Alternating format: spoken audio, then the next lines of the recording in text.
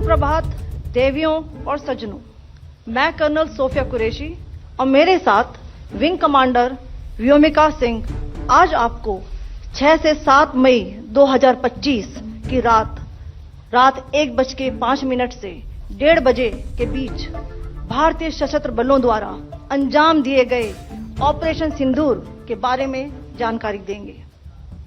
Operation सिंदूर 22 अप्रैल को पहलगाम में हुए विभत्स आतंकवादी हमले के शिकार मासूम नागरिकों व उनके परिवारों को न्याय देने के लिए लॉन्च किया गया था।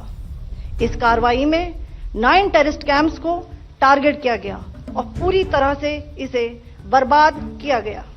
A niche technology weapons with careful selection of warheads was ensured so that there will be no collateral damage.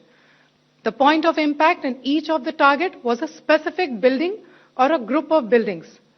All the targets were neutralized with clinical efficiency, and the results reiterate the professionalism of the Indian Armed Forces in the planning and execution of their operations. No military establishments were targeted. India has demonstrated considerable restraint in its response.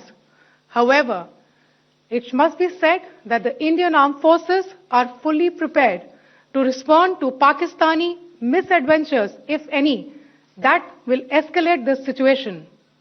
Briefing में शामिल होने के लिए आप सभी का धन्यवाद। जैसा कि आप सभी जानते हैं, 22 अप्रैल 2025 को लश्कर तैयबा से संबंधित पाकिस्तानी और पाकिस्तान प्रशिक्षित आतंकवादियों ने भारत में जम्मू और कश्मीर के पहलगाम में भारतीय पर्यटकों पर बर्बरतापूर्ण हमला किया।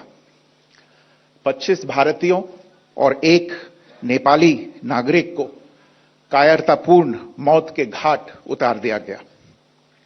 मुंबई के 26 नवंबर 2008 के हमलों के बाद यह भारत में हुई किसी आतंकवादी हमले में मारे गए आम नागरिकों की संख्या की दृष्टि से सबसे गंभीर घटना है। पहलगाम का हमला अत्यधिक बर्बरतापूर्ण था, जिसमें वहां मौजूद लोगों को करीब से और उनके परिवारों के सामने सिर पर गोली मारी गई। हत्या के इस तरीके से परिवार के सदस्यों को जानबूझकर आघात पहुंचाया गया।